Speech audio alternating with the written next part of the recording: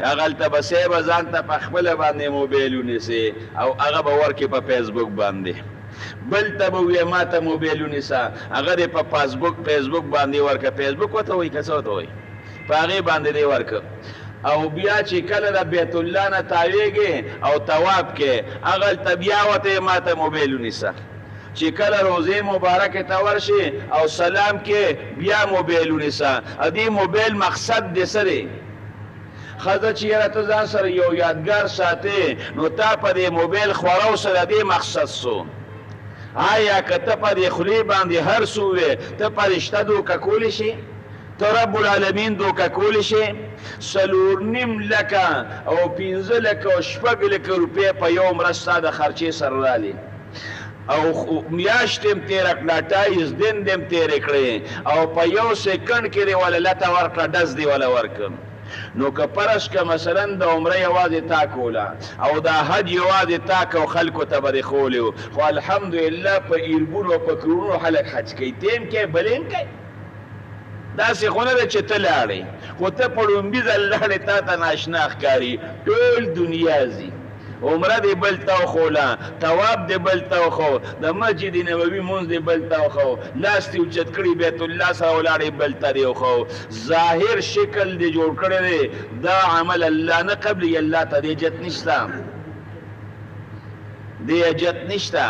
او دا به هم نه وی چې یاره بس خو پلانکي عالم یې کوي که نه ولې پلانکي محدث یې نه کوي څه. نه نه نه، موږ ایمان په الله راوړی دی، موږ ایمان په پیغمبر راوړی دی. موږ ته چې الله څه وایي او موږ ته پیغمبر څه وایي بس هغه به منو. په دغې کې اعمال دوړه شو. که څوک دله راغې مبارکۍ له درله راغې نو صاحبه بچو ته یې ما ته به حاجي صاحب وایه. ګورې ښه بچی مو ته بیا حاجي صاحب وایي، کور کې هغه په حاجي صاحب باندې مشهور شي. حاجي صاحب راغی حاجي صاحب لاړ، حاجي صاحب راغی حاجي صاحب لاړ. خدایه پاکه دا مونځ چې سړی کوي نو چا هم ورته مصلي ونه وي. مصلي راغی او مصلي لاړ، حاجي صاحب لاړ او که عمره هم کړه هم حاجي صاحب شي. الله توبه اعمال هم ضایع کړل. ای بچې هغه ړومبي عمرې له چې تلې یم که نه هغه کوم ګیلاسونه مې راوړي دي بچې خالص زمزم ول هغې کې روباسه ښه.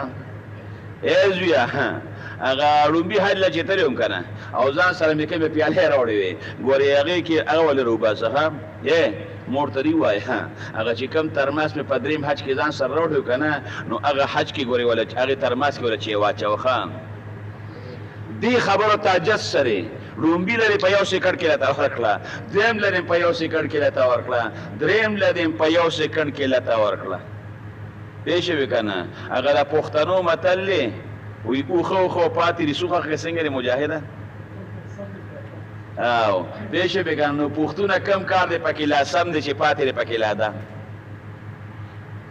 رو که پرس که مثلا تا په چاته د حج او عمره او د اعمال او د ارس اخول پاغي وخت کې وي چې پلانکې خو هم تللی دی د هر یو دونه پریشانۍ لري چې په سبا د خلکو نه ته میرې عجز څه شی شو دی ته خپل اعمال ضایع کولو ته عجز شو.